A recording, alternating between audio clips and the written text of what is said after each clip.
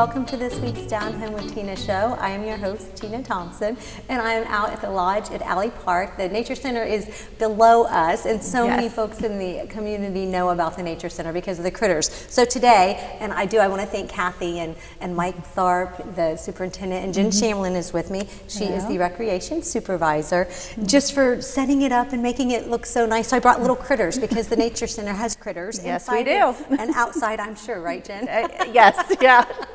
We were talking about Some are stuffed downstairs and the live ones might be outside. Yeah. That's right, where they need to stay, right? Yeah. Right, yeah. But if you ever get a chance, just stop at the Nature Center and get to see Poppy the skunk and all of the other little critters. So that's why we had to have, and I don't know why, I just feel like I have to have something in my hands today. Yeah, that's super cute. So anyways, exactly. We are here to talk about the pumpkin hike. Exactly. Jenn, when I think of the fall, I think of the Fairfield County Fair, and then I think of pumpkins and apples and all those kinds of fun things that bring the fall to us, beautiful, color of the autumn leaves and things. But you guys have the pumpkin hike. Right, and so, did you guys have it last year, remind me? We did not. Nothing, no, we did not have it last year in 20, but we are super excited to have it back 2021. So it's October 23rd, so Saturday, and the thing is it starts in the morning as far as carving goes. So we have 500 pumpkins that need carved.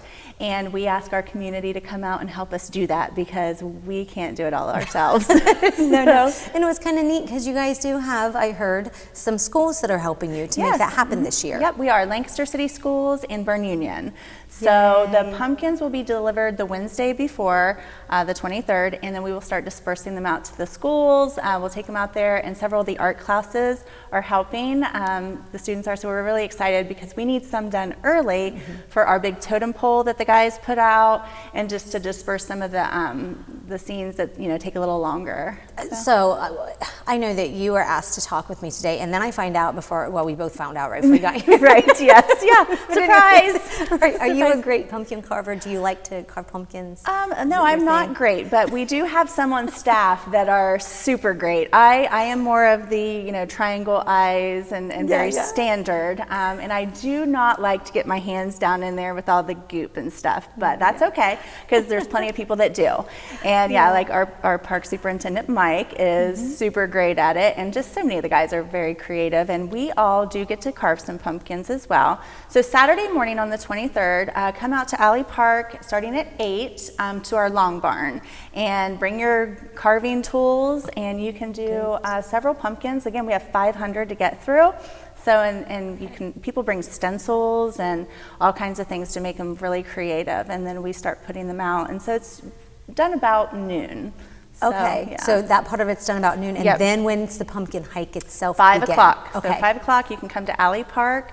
You'll park across the street, across the way, in front of Alley, and then you'll walk back to the lodge area. In the parking lot, we will have hot chocolate, we'll have hot dogs and cider, and then there'll also be kettle corn that's here. You do have to pay for the kettle corn, but everything else is free. Oh, nice. Yeah, and then and then you start the pumpkin hike. The hike actually starts at the parking lot, and we go around, and you'll end out by the dam. Okay.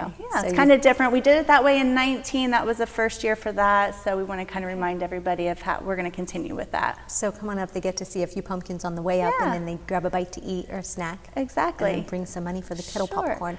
Yeah. So and you can start the hike at 5 o'clock as well. So once you come back, we are going to allow people to go back. It won't be dark, but you'll still get to see all the cool pumpkins. Will they be lit? The pumpkins? Yes. All of them? Yes. Oh my goodness, each and every one. I think so. I don't know about the totem pole. No, no, not that one. Might get a little, the other ones along the trail. Yeah, definitely. So I think so. I mean, Brentley's in the corner. He can give me a nod, yes or no. The pumpkins are lit, right? Yes. So that way, to when confirm, it does get dark, I know. Obviously, I need to come this time. Right, and I do want to remind people too, just for the nature of the event, we do not allow pets to come. Thank you. Yeah. For sharing that. Yes, because that's very important. Exactly. Way too many people, way too many things going on. We don't need anything like that happening. So, alrighty, and so they'll be walking the trail. So it is rough terrain a little bit for some folks. Yep, it's a nature hike. So wear appropriate shoes. And Definitely be careful and enjoy it. It's exciting. That's the most important thing. So come out and see all of the neat ways that the pumpkins have been carved from the students. Right, and, and the community. Yes, all right, Jen, sure. Thank you so much. What day again? October 23rd, Saturday. 23rd, yeah. Saturday. And so they'll just carve pumpkins, and that's the most important thing. So thank you, Jen. Guys, I'm going to go carve a pumpkin, and I want you to just wish me luck, everybody that's in the room, because it's been a while. So I will be coming up with my pumpkin.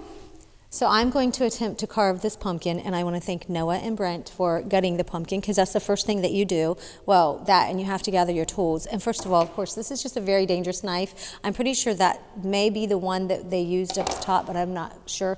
I just know that good, big, thick knives, because you have to get into it to gut out the pumpkin. They also had my pumpkin good and nice and gutted out for me. And I want to also thank Brent, because he drew these for me, and don't get me wrong, folks, okay, I can draw and I can do those kinds of things, but I'm one of those people that people know me as, I'll use a pencil, first of all, because I'll mess it up, and then I'll want to try, because I want it to be the perfect pumpkin. But my pumpkin today, because we've decided to name it, his name is going to be Jack. And don't forget that you can come out at 8 a.m. on Saturday, the 23rd of October, and do your own pumpkin. Now, you'll be gutting, the majority of the pumpkins will need to be gutted, and do your own, and bring your own utensils. These are carving utensils, but this is a drywall, I believe, knife is what they call this. And I've been told that this works beautifully and so nice. But again, you gotta be very, very careful, because these are very sharp. So we're gonna try this and see what happens. Holy cow, this is a very big pumpkin, you guys. So it's kind of thick. But this is very nice, I like this. This way, I think this gives you a little more control to be able to do the pumpkin and the eyes. Let's see what kind of mess I can make on our table today. So I have one eyeball out. Oh, that's cool. I want to try to get off all of the black marker. That's where I think you have a little more control over it with the drywall knife. That is such a great idea, but that is kind of looking a little rough, but that's okay. I've only got a few minutes here, so we're going to try to do this as fast and safely as we can. I would never recommend anybody younger than, I'm going to say like 16, to be messing with a knife without an adult. Okay, so the eyeballs are done. Jack's eyeball's done. And then we're going to do his nose real quick. And don't ever get in a hurry. I'm just trying to get it done so that way we could get it done for the show, and he'll look all nice and pretty in a couple of minutes here. The mouth, you can really do just a traditional kind of how it is right now, or you can just do a smiley face. Okay, they say to never cut towards you. That's very dangerous. So if you see, I almost cut towards me, and I didn't think that was a very good idea. So I'm going to probably making a lot of noise. I think I might have to hug Jack here. This is some work.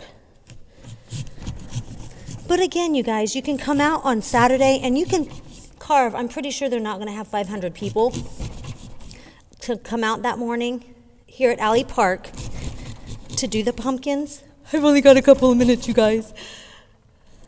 But you can come out and probably carve a couple of different pumpkins. And if you are really artistic, I think that would be really, really neat for folks in the community to see the kind of art that you can do and bring, and then bring your families or friends back out that evening to show people what you did. I'm almost there, I think. Holy cow. Now, how am I going to do this without it being towards me?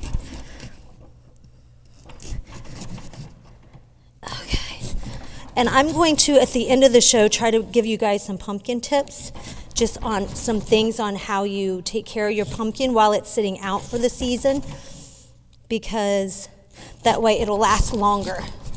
Some of the good things to kind of preserve it a little more. And I think, okay, am I done? If I did it perfectly, I got them all. Did I miss one? I think I missed one. I should be able to push his mouth out without, oh, I think I got it, you guys. And then there's the little light and my lighter. I'm a mess. Okay. Oh, am I doing it the wrong way? I obviously don't know how to light one of these lighters, I guess. I went the wrong way on it. Jack's kind of messy, but I guess that's the best that you're going to get for today.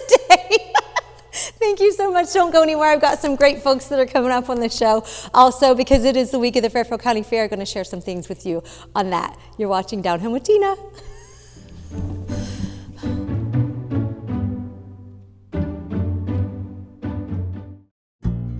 Fairfield Federal. When it comes to our customers and our community, we go above and beyond to help. Our people make the difference. We were retiring from Tucson, Arizona, and we made a retirement trip out around Ohio, having decided that's where we wanted to be. And we came across this town called Lancaster, and we fell in love with the downtown area, where the fountain is, and the memorials, and the flags, and all the stuff. And I looked around and I said, there's our bank right there. There's something to be said about a community bank in your hometown. Right. If you live in the community, you should do business in the community as much as possible. So it makes sense to bank with the community bank where you live. Fairfield Federal is the bank to be at. If you live in this town, or any town actually, you want to bank at a local home bank. And the employees are happy here, they're conversant, customer service is through the roof. There's nothing more you could ask for.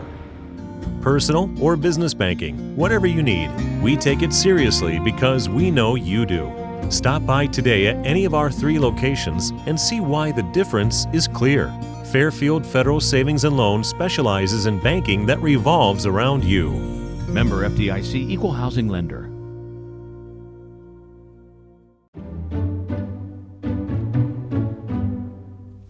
Welcome back to the Down Home with Tina show. I have got Fair Board Director Connie Smith with me, and also Becky Bell. She is a superintendent for the horse shows, and I'm so excited because I love the Fairfield County Fair. It is the 171st year of the fair, and and it's hard for me when I talk to people, Connie, that are out of town or from not in the area, and I'm like, we have the best fair. And that kind of might sound a little maybe too confident, I want to say, but I think it's the perfect weather, because what I said earlier in the show, when I think of fall, I think of our Fairfield County Fair. When I think of the changing of the leaves, I think of the Fairfield County Fair. Correct.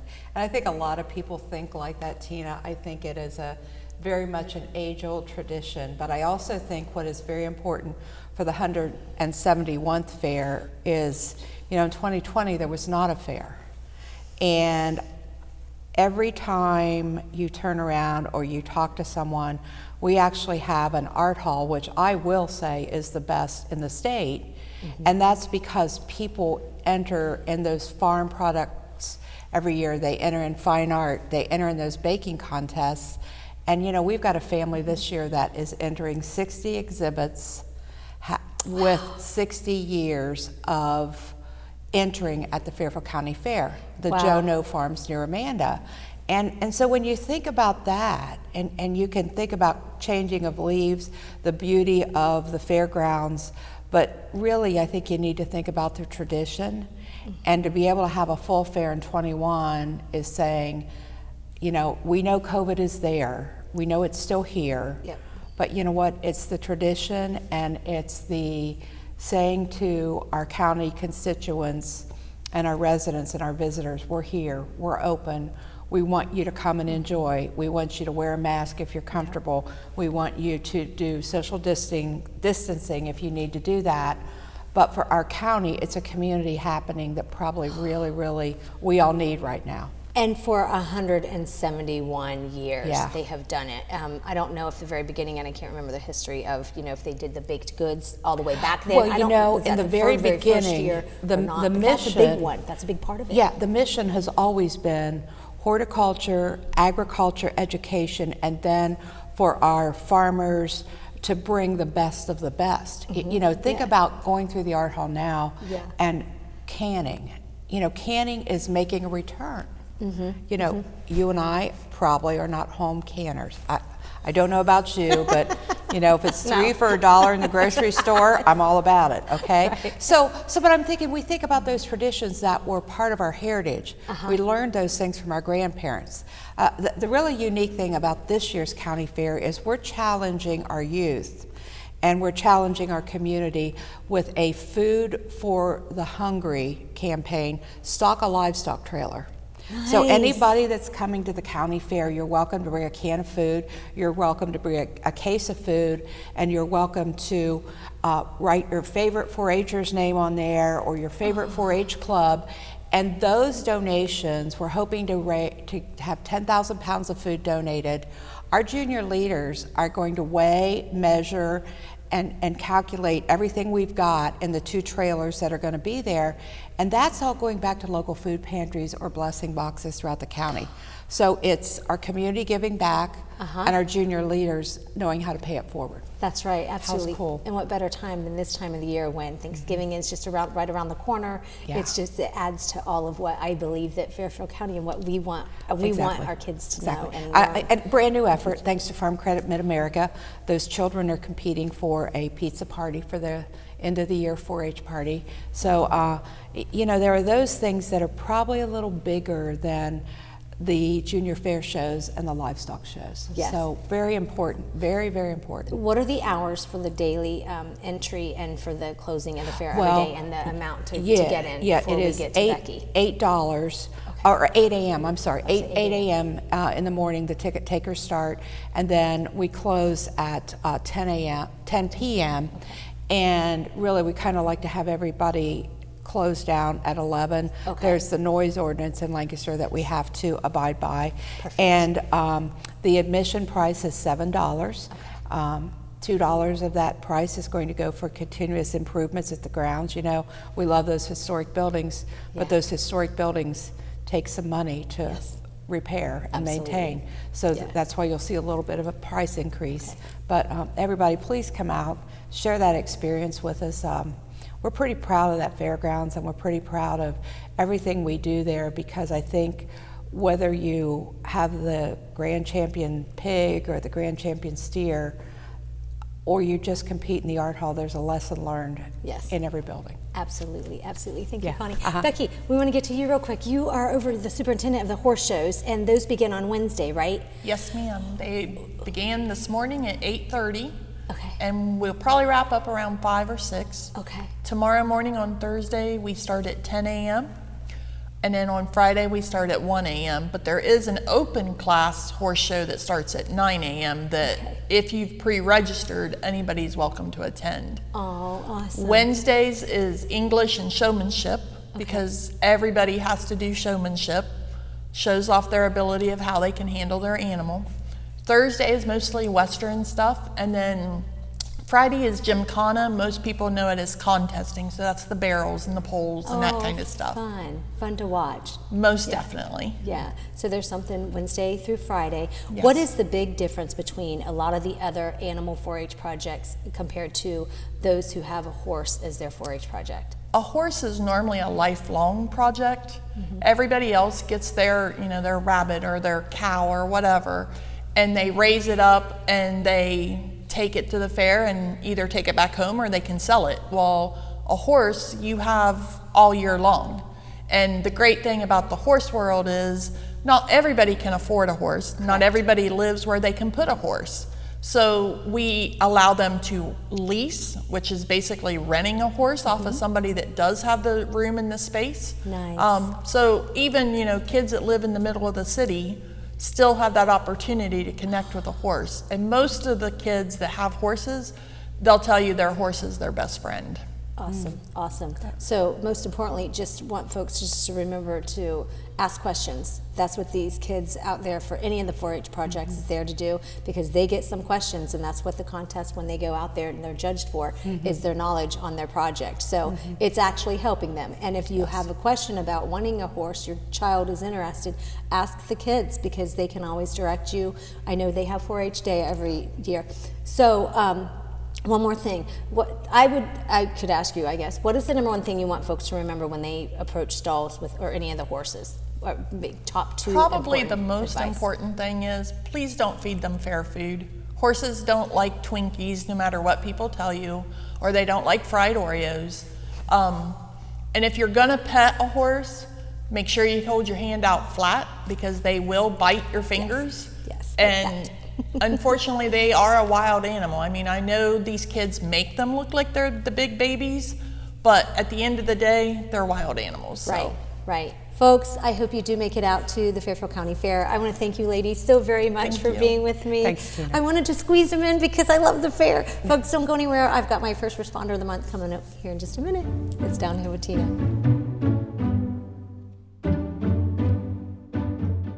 Life is unpredictable. That's why estate planning is important. Estate planning provides you comfort and peace of mind knowing that you're taking care of your loved ones and ensuring your legacy lives on just as you envisioned. You lived a life that is beautifully and uniquely yours. You deserve an estate planning attorney who understands that and creates a plan as unique as you and in the best interest of your loved ones. You deserve the local, trusted, experienced attorneys at Dagger Law.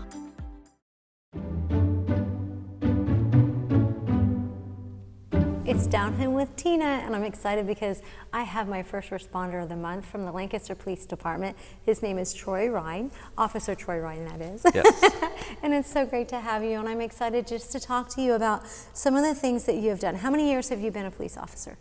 I've been in law enforcement for over 23 years now. Okay, different before Lancaster? Correct, yes. Yeah. So you were there for, how long have you been for the Lancaster Police? Since July of 2015, so I've got 6 years here. Okay, awesome, nice. So why did you decide to go into law enforcement? Well, my family doesn't have much of a law enforcement background, so it was I went into the military after high school. What branch? The Army. Okay, I just have to always put that in there. Okay, all right. Yes, I'm Army, go ahead. Gotcha. So I did a few years in the active Army, then I came back and I started college and I started taking criminal justice classes. And I was in the National Guard also, and the discipline that gets installed in you in the military, that kind of stuff, kind of pushed me towards this career. What did you do in the military? I was in supply. Oh, okay, yeah, I was admin, so we work together often. Okay. Yeah, in supply. We'll have that conversation. I can go on and on and on with my veterans, you guys, as just I can. That is really awesome. So I agree. There's so much discipline that it teaches you to prepare you. So how much of it do you think you were prepared for when you went into the law enforcement from just what military taught you? 90%? Yeah, probably. Yeah. Mm-hmm. They own you. Right. The government owns you for a while, you guys. So yeah. So tell us a little bit about what it has been like in your career and some of the things that you have done. Okay, well, I started off at the Pickaway County Sheriff's Office. Initially, I got hired there in 1998. Mm-hmm. And I worked my way up through there. I got promoted to sergeant. I was a sergeant on the road patrol, and then I eventually moved into the jail where I got promoted to lieutenant. I was in charge of the jail. Nice. I did that for a few years, and then I kind of decided I needed a change. So that's when I applied over here at Lancaster, and I eventually was hired.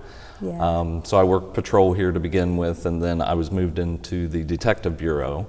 And I worked in the detective bureau up until about this last July. I did almost 5 years in the bureau. In the bureau, what was that like? It's definitely interesting because you get a different perception of law enforcement. You're dealing with things after the fact. Okay. Because the patrol guys are handling on the scene, the active stuff, and usually by the time we either get called out or we get handed the case, it's, the emotions have calmed down and that kind of stuff, and you're dealing with the after. It probably helps you to get just a better understanding of everything when you, because now you're back on patrol. Yes. So you can kind of have... Yeah, it definitely helps me with my patrol duties, that kind of stuff, because you understand what a detective needs to continue the case and kind of help them out with collecting certain stuff and getting that to them. I love that. So you worked in a department that was more of and I know we try to keep the Downhill with Tina show light, enlightened and stuff and positive, but you were into with the sex crimes. I was, yes. When it comes to abuse, physical abuse, sex abuse, and a child, because what was it, from infant to an adult? Yes. To 18, is that what it was, or was it into adults as well? I only got cases that involved juveniles, okay, so up to the age of 17. Is there anything that you can just share with folks that is very important for them to pay attention to, signs, anything like that when it comes to their child? There's no cookie cutter signs of abuse, but you can look for changes in behaviors, especially if you got school-age children. Notice a change in grades, a lack of interest in things that they used to be interested in. Always keep an open line of communication with your kids. Perfect. So they do feel comfortable coming to you, and make sure that they know that they are able to come and talk to you about anything, no matter how bad it is. And start that right when they're little. Yes. Just keep it, because they do sometimes when they become teens, they do sometimes just become teens. So they don't say so much. Sure. So just continue to say, hey, if there's ever anything you want to talk to me, there's no judgment, that's what I'm here for, is to help you through. Because that's what I think we're here for, Officer Rine, is to just help our kids to get to becoming adults. Good upstanding adults. Okay, you're my Officer of the Month. And I want to thank you so much for everything that you do. I know we're already done about. Continue the hard work and just protecting us, and I love it. Yep. So I have goodies in here. I don't know, I got you Monster Mash jelly bellies. I don't know if you like those or not. You can share it with other ones. I know you're in the patrol car, so maybe it'll be a snack for you in there. You don't have to share it with other people. But I also have a little gift certificate from Buffalo Wild Wings, Pizza Cottage, and Downtown Bistro and Ava Jewelers. Just some fun goodies. Thank you very much. And a Down Home with Tina mug. You can use it for a pencil holder if you wish. If you don't drink coffee or tea, that is fine with me. Sure. Thank you so much. Thank Will you. we see you at the fair or not at all? Probably We not. will have the tent, the LPD tent is out there. Yes, Daryl so will be out there in that's community right. services. Perfect. Thank you so much, and thanks for your service. Thank you. You're welcome. It went by so very fast, you guys, because we've got so much to put in. Don't go anywhere. I'm going to be back in just a minute. It's Down Home with Tina.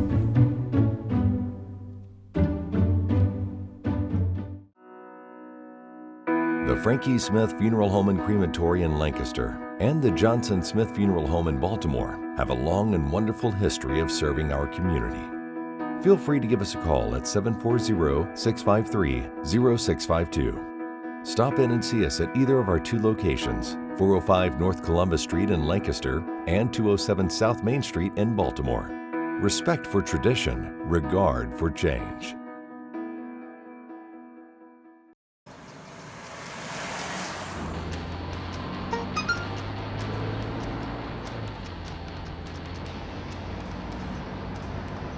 The average text takes your eyes off the road for nearly 5 seconds.